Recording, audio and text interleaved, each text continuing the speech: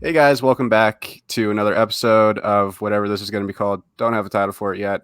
Today I'm joined by Jacob, aka Rusty Buckets, the happiest Bulls fan around. Hmm. Historically speaking, very happy with his team. Hmm. How's it going? I'm doing great. Great. So let's just hop right into it because I don't. We've recorded this before. I don't want to do that again. What was the original thing that got you into being a Bulls fan? I was always a basketball fan growing up, just like playing it myself, and I played for years before actually watching the NBA. And Mm-hmm. then I think it was the 2012 playoffs. I don't know why, but I guess my dad was like, "Will you sit down and watch this with me?" Yeah. And Nate Robinson went the fuck off against the Brooklyn Nets. Hit like a game-winning 20-foot floater. I think he had like 35 points. And that kind of gripped me. They went to the second round and they played the Miami Heat. And they beat Miami's 20. They stopped Miami's 27 game win streak. They got swept after that, but that was cool for a second at least. Yeah. And I was kind of hooked from there. I didn't really understand how the NBA worked though, because the next year I was like, hell yeah, let's watch the Bulls. And Nate Robinson was in Denver. And I was like, what the fuck what do you mean free agency? What the hell is free agency? It's funny to me that it wasn't MVP Derrick Rose, it wasn't No, like Joakim Luol Deng, it was Nate Robinson.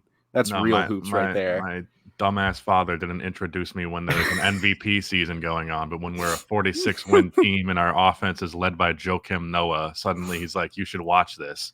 Respect Joakim Noah, Knicks legend. Joke. No, first of all, no. Uh, Joakim Noah is great, but as Yeah. your leading offensive creator, not so Wasn't much. he like fourth in MVP voting that Yes, season or something? yes, Yeah. yeah. You're He was a good passer, but he couldn't score yeah. worth shit. I mean, your dad introduced you while MVP's finalist season was going on. What the fuck ever? What does it mean to be fourth? Nothing. Tell that to Giannis Antetokounmpo after this season when his team gets first rounded. Uh, So Nate Robinson, free agency, leaves, dagger to the heart moment, I'm sure. Mm-hmm. Um, the next season, did Derrick Rose play in 2013?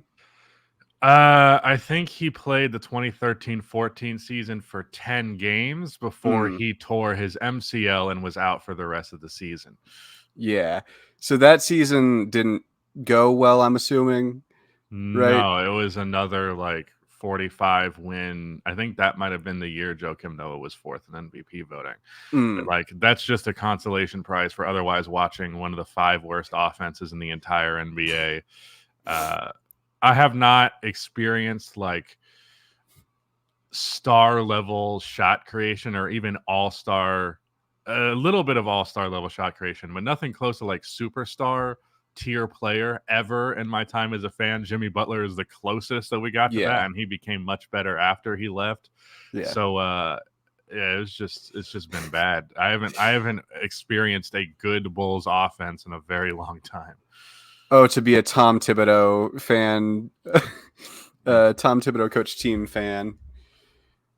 He does miracles on offense, I'll tell you. If only he coached in the Well, 80s. to be fair, his play style, Yeah, is not. the player, sorry, the personnel rather is just not there. Yeah. Yeah, that's fair. Hey, they were a hell of a defense though.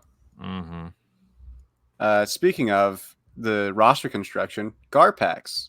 How was that growing as a fan, having that be the front office that you rooted for? Well, I mean, it took me some years to really understand the degree of their incompetency, but as soon as I Mm-hmm. did, I was ready for them to be gone big time.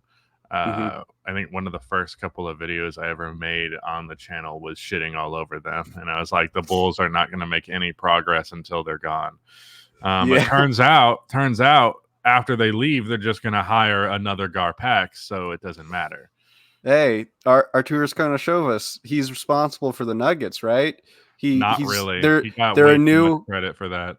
they're a new front office. They're going to be perfect. Am I right? Mm-hmm. Dude, the moment that like, do you remember? I certainly do. When he was hired, and especially after he made his first couple of moves, Bulls fans were tweeting the hashtag trust in AK. Yeah. The dude hadn't fucking done anything yet.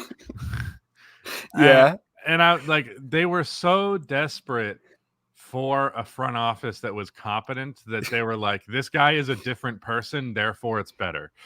Yeah. I mean, And he was involved with the Nuggets. Theoretically, I see some logic there, but maybe Yeah. wait for him to make a couple of moves and see how those moves work out before you're like worshiping the ground that the guy walks on. Because now everyone fucking hates him, like I predicted would happen. Yeah, I mean, hey, he traded for an all-star in Vucevic. Great move. He signed DeMar DeRozan and Lonzo Ball. Great moves. You guys were the 1 seed in February. Just wait until Lonzo gets back. 1 seed in January. They dropped January. Yeah. Yeah, no, that I do remember that because you have ranted about that multiple times. Just either whether it be on the shoot around or just in Discord calls with the boys. Mm-hmm. It's always a fun topic. For you, maybe. Oh, for me, it's very entertaining to see like you and Desmond up until this season, because having friends who are fans of bad teams when my team is the Nuggets is so good. What can I say? Speaking of AK and them, I don't think they've traded for a player since August of 2021, if I remember correctly. The record for like, so there's been a tracking since then of like how many teams have made X amount of trades. They have made 1 trade since then, and they're 30th in the league in trades since that date. 29 has done 6 trades. Yeah, so like every team in the league has made at least 6 moves since that time period, and they've made 1. Yeah. And it was like a nothing deal that involved like 2nd-round picks. Yeah, and like cash, I think, or something like that. Yeah, like even like it feels like the Nuggets haven't made many moves because like they haven't had to, but you can look back. Yeah, you can look back and be like, oh, they traded JaMychal Green and a 2029 first for Peyton Watson. That worked out. You know, or like even the Nets have done more than that. They sold on Royce O'Neal at least. Mm-hmm. Like if you guys traded Alex Caruso at the deadline, probably could have gotten 2 or 3 firsts for him with how good he is. Speaking of trading 2 or 3 firsts, Vooch, how is that? Yeah. That this is the entire point of the podcast, Jacob. You know what you were getting into. It's not good. It wasn't good that you traded a bunch of future. I do think that Franz Wagner is a little overrated, especially after his 3-ball just completely disappeared this year. Yeah, it's 28% on the year, I think. Yeah, that's absolutely insane. Yeah, but he's still good. Right. Anthony Black has the potential to be pretty good. And then there's another. I don't think there's another first. I think it was just 2 firsts. I'm pretty sure it was just 2. Yeah, but they also traded. The Bulls don't have their own. I think it's this year or next year. They don't have their pick because it's San Antonio's from the DeMar DeRozan trade. Lovely. If it's next year, that's rough because imagine you guys finally bottom out in the Cooper Flag year, and you don't get that pick. Mm-hmm. I actually think it was top 10 protected. Okay, I should look into that actually. Yeah, because that would change things slightly probably. But, I mean, even then, I mean, Franz, I think the reason Franz's 3 fell off is he's like shooting 15% since the All-Star break or something like that from 3. I think before that he was shooting like 32%. But he has just not been able to hit anything since the All-Star break. But, you know, Wendell Carter, notoriously good center. I'm a big Wendell fan. I mean, he's not. I'm not losing that much sleep over losing. Respect Wendell. Real hoops. I'm not saying Wendell's not solid, but like, yeah, he's not like I'm like boo hoo. No Wendell Carter. The future of the franchise is gone. I mean, it's not the he's not the worst person to lose in that trade, but he is still helping one Like of the best Franz, defenses. Franz will probably be an all-star. Oh and yeah, and like and next and season. and it's not even about any of the individual players. It's more just about like I don't know, like the accumulation of multiple of them and like what stage the Bulls would be in if they had those players and they had that direction instead of a bunch of veterans on big contracts that are only getting worse.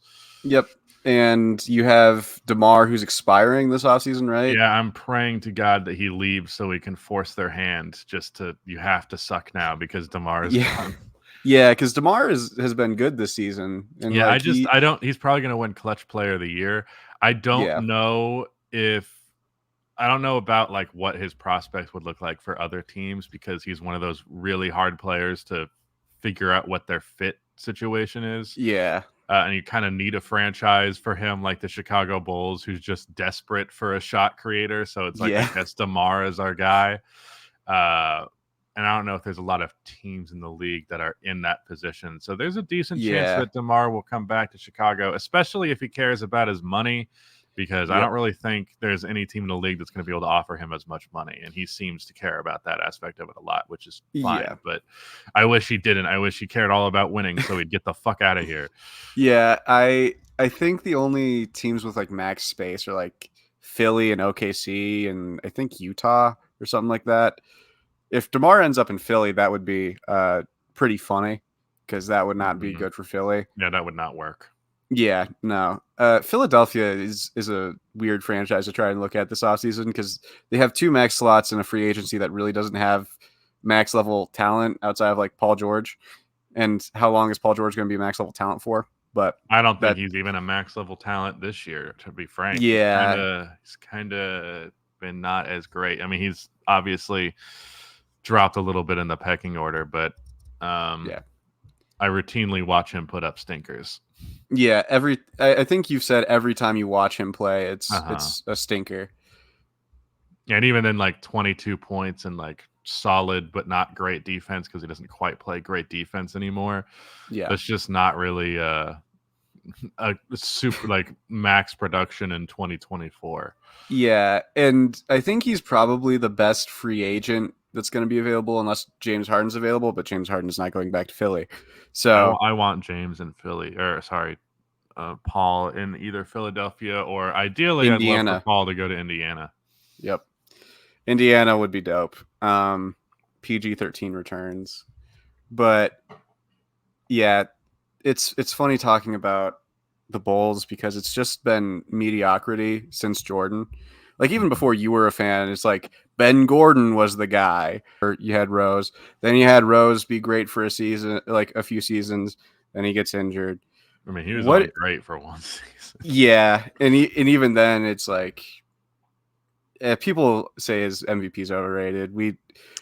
I mean, I don't think Derrick Rose was ever going to be a top 5 player in the league, like a Yeah, lot of people said. He's probably, in terms of like ranking in the NBA, one of the worst MVPs. Just for normally an MVP is a top 5 player in the league, and he wasn't quite that. But yeah, I still think the MVP makes perfect sense given the context of the year. The fact the Bulls had yeah. a higher seed than the Heat, despite the fact that he didn't have Dwayne Wade and Chris Bosh. He had fucking Yeah, Kurt Thomas.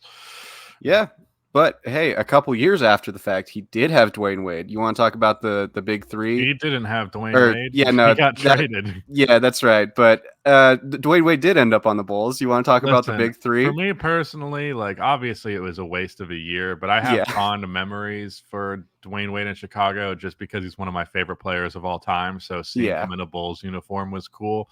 You know, he was still an 18-5-5 guy. Like he wasn't bad. yeah, It just wasn't an ideal fit. Going through an entire year where at least rotationally, because Doug McDermott was on the team, but he didn't play. Rotation wise, our best 3-point shooter statistically was Rajon Rondo. That's a rough position to be in for sure. yeah. What like 33, 34-year-old Rondo being your best shooter is Mhm. interesting. Yeah. uh, Solidified me being a Rondo hater forever.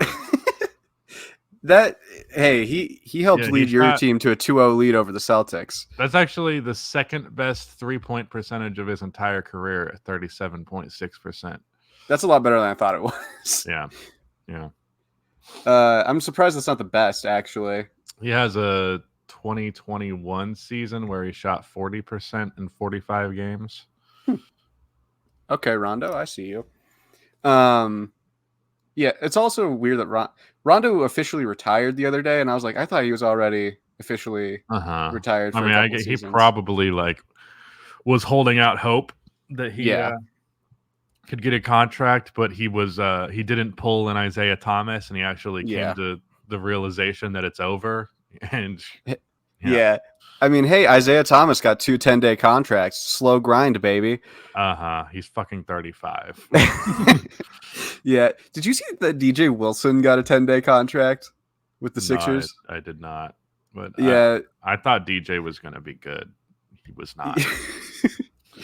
DJ Wilson will always be good in our hearts. Mm-hmm. Yeah.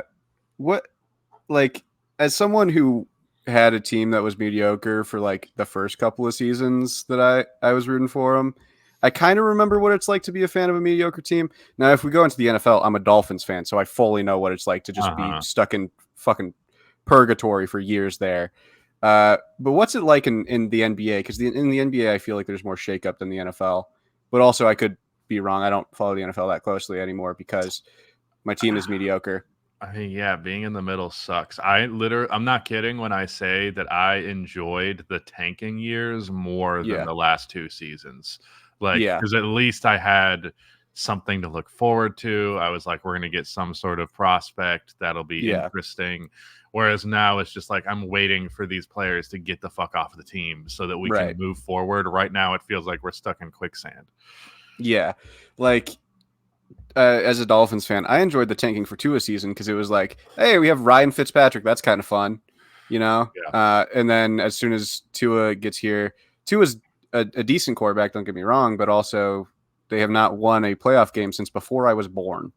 And I am 20 years old. So that's a little amount of time.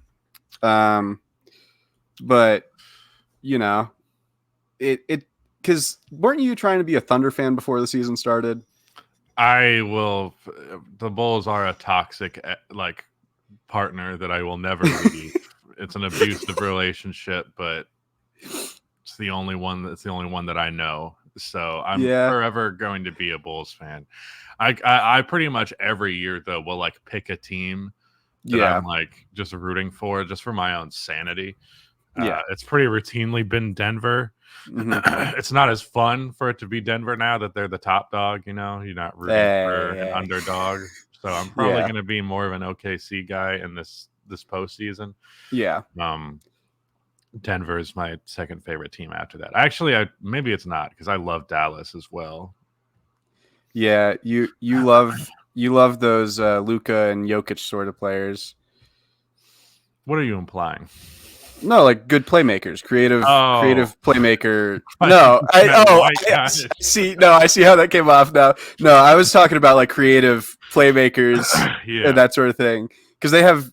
I think they kind of play similarly-ish to each other. Something that I talk about all the time when it comes to just how I value players. Like, if you're a great scorer and a great playmaker, then you're the total package. And like, if you're one or the other of great playmaker or great scorer, I feel like it puts a cap on the potential of either of those abilities. Yeah. Where if you're like a Rajon Rondo and you can't score worth shit, but you can pass, I don't think that actually makes you a great playmaker. And then if you're a really good scorer, but you can't play make so much so that a defense is just going to queue up on you knowing that you're not going to make the right pass, then ultimately you're not that great of a scorer either. Yeah. So if you're like Jokic or Luka, where it's like A+ in both of those categories, it's just over. There's nothing you can do about it. Yeah, they're the most complete offensive players in the league right now. I'd say those two, and like Curry, some of the most complete offensive players who have ever played the game. In my opinion, Jokic is the best offensive player to ever play the game, but that's a discussion. I have him second behind Steph, but Steph is a fair one to have ahead of him. I think the only ones that I would really be like, yeah, that's fair is like Steph and LeBron. Like if someone was like 2013 LeBron is better, I'd be like, yeah, I'll give that one to you. You're not going to hear that much I of don't an think he's a argument better from me. offensive player, but he is a better Yeah, player. yeah. Oh, just wait until I start pushing agendas after Jokic wins his third MVP and second championship. I'm going to be pushing that top 10 all time agenda. I mean, if we're just talking about like a 4-year stretch of basketball, there's not a lot of people who've accomplished more than that in 4 years. Yeah, there's really not. That's a reign of dominance that only top 10 players of all time have. So, hence, Correct. he's a top 10 But player of all time. of course, we have to pretend though that he's not, and he's a fraud. Of all course. the time. Even after he won a championship, we're still doing this apparently. Yeah. It's still the is he really better than Embiid? Is he really better than Giannis? Which like Giannis a few when he won his championship was the best player in the world, but he's not quite the athlete he was a couple seasons ago. He's still very good, still like a top 3 player in the world to me. Not the best player though. But you know, that's neither here nor there.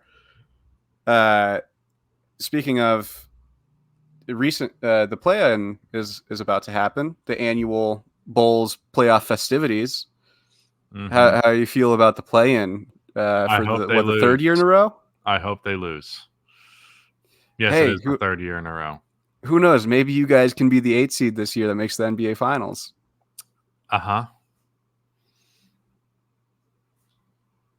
Yeah. That's a fair reaction. I wonder what the world in which the Bulls don't blow that heat to the lead to the Heat looks like. Mm-hmm. The playoffs would have looked entirely different because of the Chicago Bulls. So that's the the only way that we've been able to put a dent in any level of impact in the NBA. They fumbled it. Yeah, they fumbled, which resulted in Jimmy Butler, Caleb Martin, and Max Strus shooting 60% from 3 in like 3 straight series, and then not doing that in the finals because the Denver Nuggets are the best team in the NBA. Yeah. Shout out Bruce Brown because I miss him dearly. When he comes back next season, it's going to be so nice. Peyton Watson, he can be a serviceable replacement. Yeah, Peyton is fun. I like Peyton a lot. He's not quite like as ready as I was. He's definitely not Bruce Brown. Yeah. I think Calvin Booth before the season said had a quote where he was like, Peyton Watson, people wanted to sign Bruce, and I was like, careful what you wish for, because we have Peyton Watson who's bigger, passes better, defends better, like is more athletic. And I was like, okay, slow your roll here, Calvin. Like, I don't know if he passes better. Peyton Watson's a really good passer. I don't know if I think he's a better passer. It's kind of the thing where it's like he can pass, but he's not much of a ball handler, so you're not actually creating that many advantages. Like he's not as good of a ball handler as Bruce Brown is. Bruce Brown was playing point guard a lot of times. Yeah, Bruce Brown was nice because he was like a tertiary ball handler at times and like could be a secondary for a bench unit. Whereas also was a very strong off-ball player. Oh, yeah. Like he was fantastic off Jokic to the point where like people are calling him a Jokic merchant this year, which I find funny because like everybody who plays with Jokic is a Jokic merchant. I mean, he was also good before he played with Jokic. He definitely had his best season in Denver, but that's just how shit goes. And people are like, he's not good anymore. And I'm like, he's playing in Toronto. You can't really blame him for like kind of phoning it in. Yeah. Toronto has lost 15 in a row. Yeah, I wouldn't try if I were him. Yeah. Like he just won a championship and you expect him to try hard on the Toronto Raptors in the big 2024. Yeah, I thought he was going to be a lot better in Indiana than he was, but it sometimes works out that way.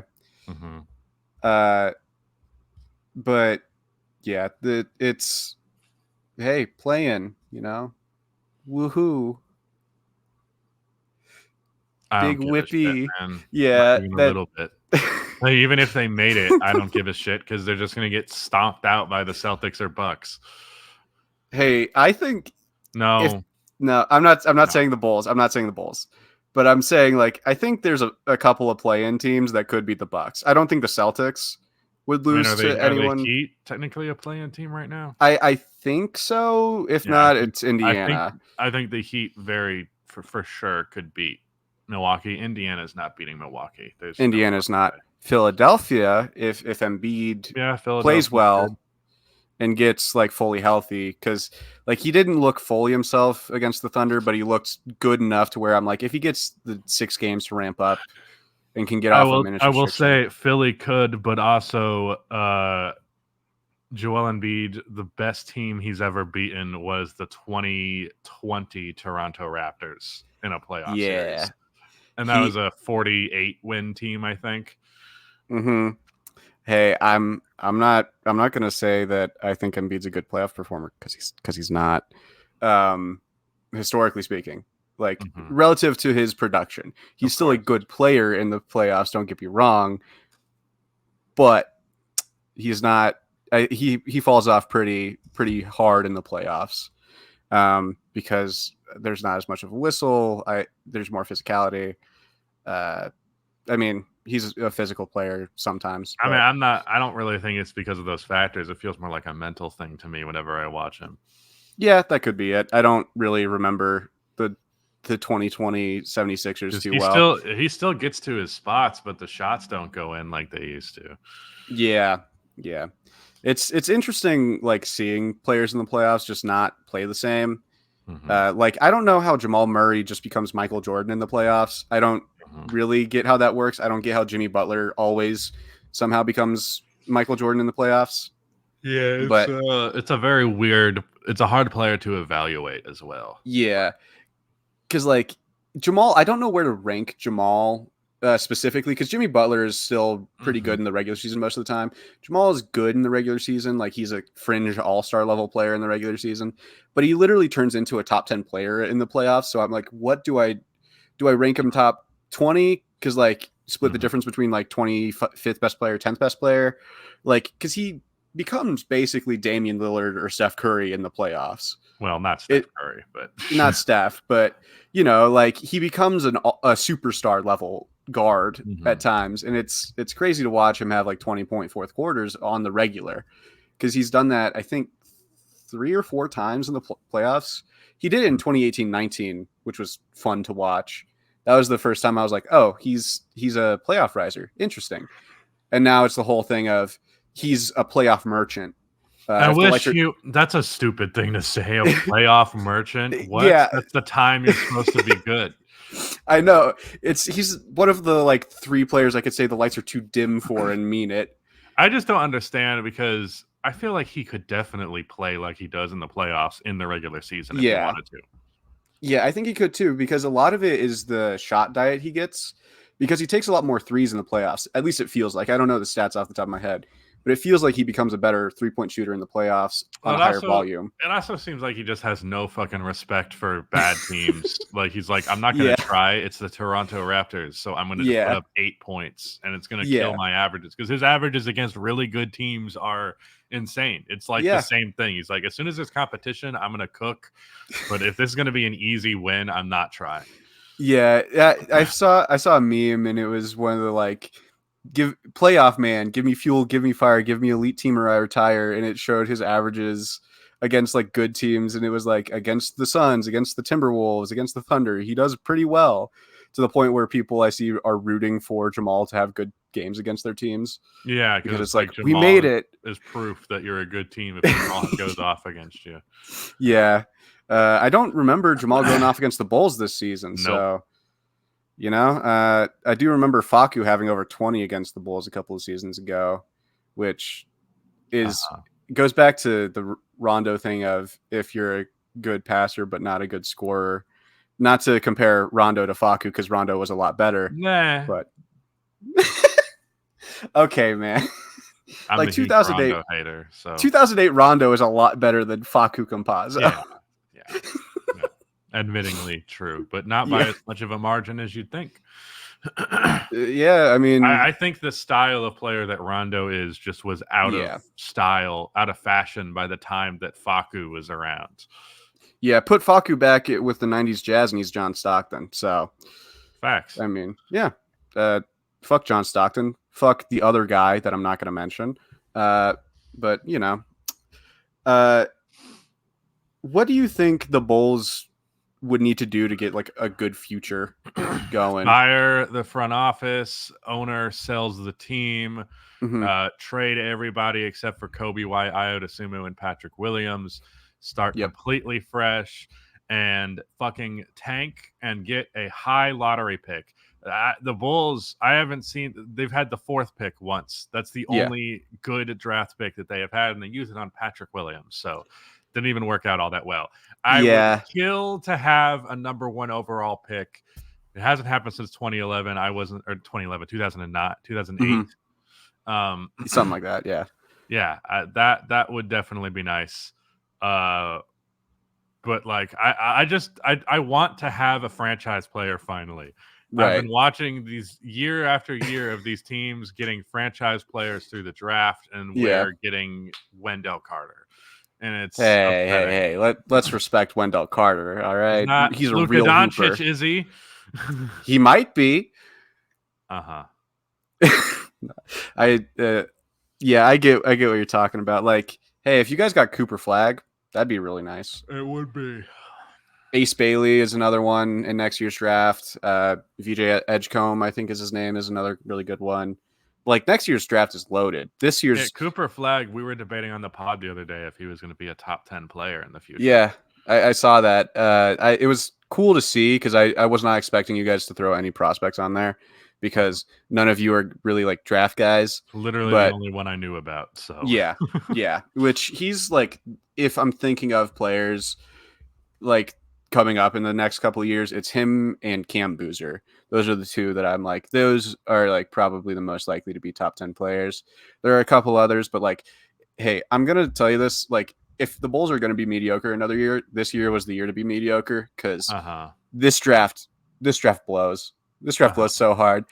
Like I've been seeing people say Zach Edey is a lottery pick, and I'm like, he's a what now? The 22-year-old 7'4" slow-footed big who plays like, who's like ceiling is a Vitsia Zubats. That's a lottery pick. The Boban guy, probably that's a lottery pick. 22-year-old Boban Marjanovic with less aura is a lottery pick. Yeah, it's weird watching like March Madness and being like, these guys are supposed to be the top 5 players in this draft. Yeah, because like I've watched, I don't do too much draft stuff anymore, but I was curious about it because I'm like, is this draft really as bad as people are saying? Yeah, seemingly to me it is. It's like Alexander Sarr is probably the only, and Ron Holland are the only 2 guys I'm like, they have some star potential. I still wouldn't bet on them getting there, but they have some. I could see the upside there.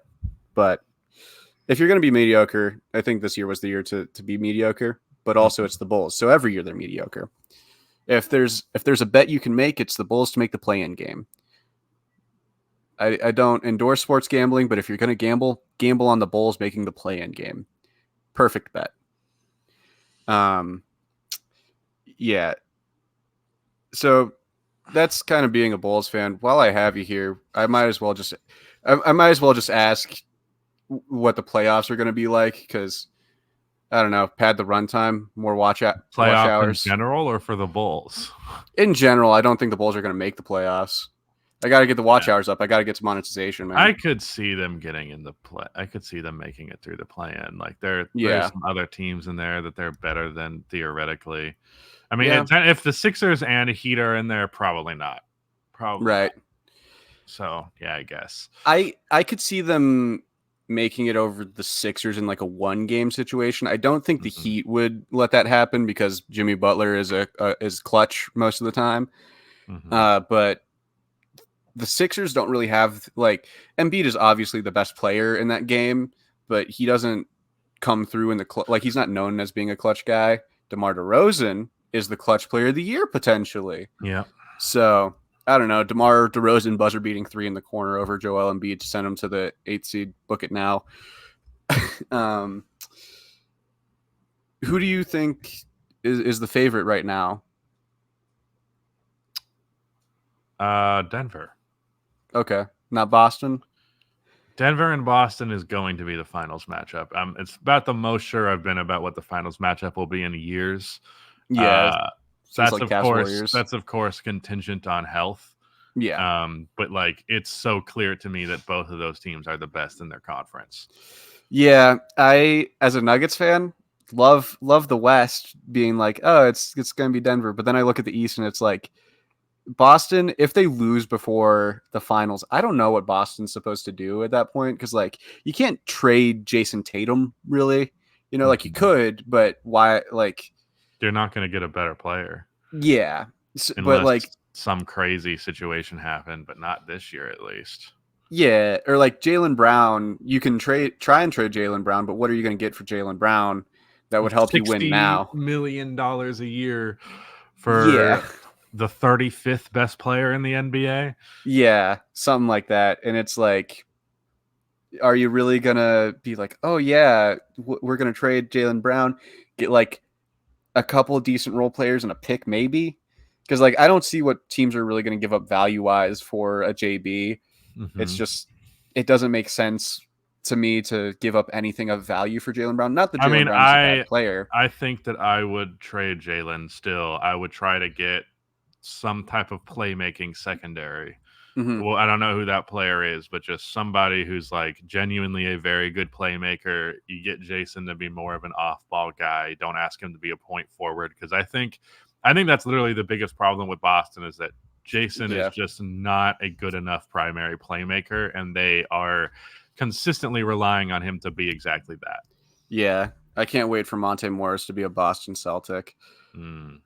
I do wonder, like, is there any teams that could beat either of them? Because I've tried to look at the playoffs multiple times, and I just don't see a team in the East that can beat Boston in a 7-game series, probably.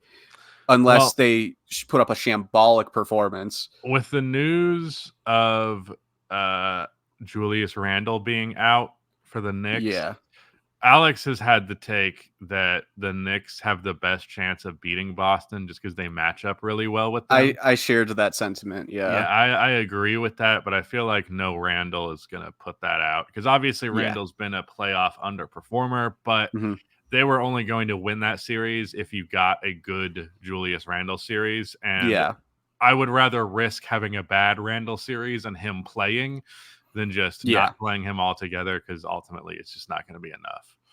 Right. Like you need some. I think if Dame was just Dame again in the playoffs, that's the thing that I'm like, if Dame could just like be on a heater in the postseason, it could fix so many of their problems. But I still I feel like there's no fucking way that anybody is beating Boston in the East. Yeah, it's like Boston should be on a different tier than everybody in the East, and you see that in the standings. They're 13 games clear of the second seed. That is, I think that's the biggest one of like this millennium. From what I'm aware. What's funny is when the Warriors won 73 games, the fucking Spurs won 67. Yeah, they were only like, it took until like the last 2 weeks of the season to know that the 73-9 Warriors were going to be the 1 seed, which is fucking hilarious looking back on it. It's like the best team of all time. Are they going to make are they going to be the 1 seed? Which I think those are the 2 best records we've seen since then. I'm pretty sure. Yeah, I don't know if there's ever been a season where 2 teams in the same conference won 67 plus games. I don't think so. Yeah, like I don't think so. And I don't think we've had a 65 win team since then, if memory serves correctly. I think the Rockets might have gotten there close in like 2018, maybe. I know that the Bucks were on pace for 70 wins before the season shut down. Yeah. Yeah. And then COVID, I think they kept kind of the similar winning percentage, but I don't remember COVID that well. Though. Yeah. But yeah, seeing Milwaukee this season has been kind of weird because I thought Giannis and Dame were going to be a lot better than they have been. Giannis and Dame. Yeah. Oh, you mean you mean that as a duo? Right, yeah. Right. Giannis has had a fantastic season. Giannis has had the best season of his career. So yeah, it's 30, 10, and 5 on 60% shooting. I'm not shitting on that at all. But yeah, I like people were being like the next Shaq and Kobe, and I wasn't at that point because I just hadn't seen it, and I'm not going to declare someone the next Shaq and Kobe unless I see it. But like I think that comparison made sense though. Just big little Yeah, it made two superstar sense. players. Hasn't been no really other example of that throughout history. The closest thing is like Tim Duncan and Tony Parker, and Tony Parker was not a superstar. So Yeah, unless you get him in 2K and start putting up floaters. no, the real Kobe and Shaq is Jokic and Murray. Yeah, yep. Jokic and Murray, I think, are going to go down as like the duo of the 2020s because I think by the end of the decade they'll probably have like 3 championships. I don't think they three-peat because it's just it doesn't happen historically. Besides like Jordan and like Bill Russell, but Bill Russell didn't play in a real NBA. The Lakers did it in the 2000s. Yeah, the Lakers too. But I'm glad that my team's getting it out of the way now because Wemby is going to be running the league in like 4 seasons. Dude, 100%. this is the worst version of Wemby that we're going to see, and he almost had a quadruple double 2 nights ago. He was 2 assists away and a block away from having a quadruple double. Like that is the closest someone's gotten since Tim Duncan, I think. Mm-hmm. And Tim Duncan practically had one in the NBA Finals. Yeah, it should have been counted as one. But like watching Wemby is just absurd because he does not have good defensive instincts right now, like at all. But he's still a top 3 defender in the league just by being Wemby, being 7'4", 8-foot wingspan, and being able to move the way he does. Mm-hmm. It's really funny to try and see. Yeah, I think we're ready to wrap up. If you have anything you want to plug before we bounce. Not really. Go watch Rusty Buckets videos. Yeah, main channel Rusty Buckets, second channel also Rusty Buckets, has the shoot around. Yeah, that's all I can think of what you do. Those 3 things. I didn't mean it. And yeah, so thanks for watching, guys. Like, comment, subscribe, watch this again when you sleep so I can get watch hours up. Just put this on in the background. Yeah, have a good one. Bye.